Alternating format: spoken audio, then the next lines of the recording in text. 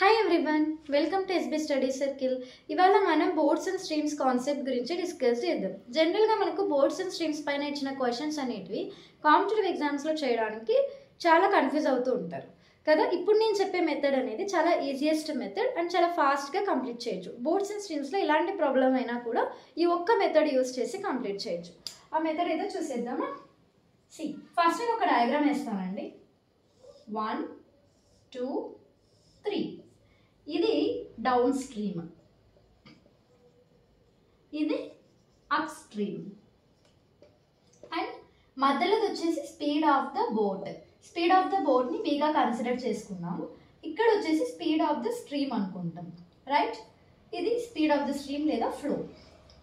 పైన అంటే down stream గురించి చూద్దాము. డౌన్ స్ట్రీమ్ అంటే ఏంటంటే మనకు వాటర్ అనేది ఈ డైరెక్షన్లో వెళ్తున్నప్పుడు, బోట్ కూడా ఇదే డైరెక్షన్లో వెళ్తున్నప్పుడు స్పీడ్ అనేది పెరుగుతూ వెళ్తుంది. ఎందుకంటే మనకి వాటర్ అనేది ఏ డైరెక్షన్లో ఫ్లో అవుతే బోట్ కూడా అదే డైరెక్షన్లో ఉంటే వాటరే బోట్ని మూవ్ చేస్తున్నట్టు. అంటే వాటర్ అదే డైరెక్షన్లో ఉంది కాబట్టి బోట్ అనేది ఈజీగా మూవ్ అవుతుంది. కాబట్టి ఇక్కడ స్పీడ్ అనేది పెరుగుతుంది. సో ఇది మనకి ఏమవుతుందంటే B+S అవుతుంది.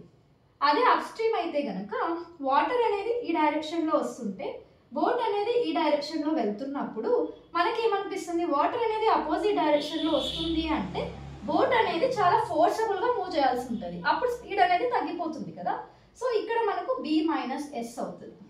So speed of boat minus speed of stream. ఇక్కడ speed of boat plus speed of stream అనమాట. So this is the concept. ఈ కాన్సెప్ట్ని యూజ్ చేసి మనం అన్ని ప్రాబ్లమ్స్ కూడా ఈజీగా చేయొచ్చు. ఇన్ కేస్ మనకు స్పీడ్ ఆఫ్ బోట్ అనేది ఒక 10 ఇచ్చారనుకోండి, స్పీడ్ ఆఫ్ స్ట్రీమ్ అనేది 4 ఇచ్చారనుకోండి. అలాంటి కేసెస్లో స్పీడ్ ఆఫ్ బోట్ వచ్చేసి 10, స్పీడ్ ఆఫ్ స్ట్రీమ్ 4, ఇక్కడ కూడా 4. ఇంకా B+S అంటే 10+4 ఏమవుతుంది, డౌన్ స్ట్రీమ్ వచ్చేసి 14 అవుతుంది. 10 - 4 అప్ స్ట్రీమ్ వచ్చేసి 6 అవుతుంది. This is the concept. దీనిపైన ప్రాబ్లమ్స్ అనేటివి మనం నెక్స్ట్ క్లాస్లో డిస్కస్ చేద్దాం. Thank you, bye.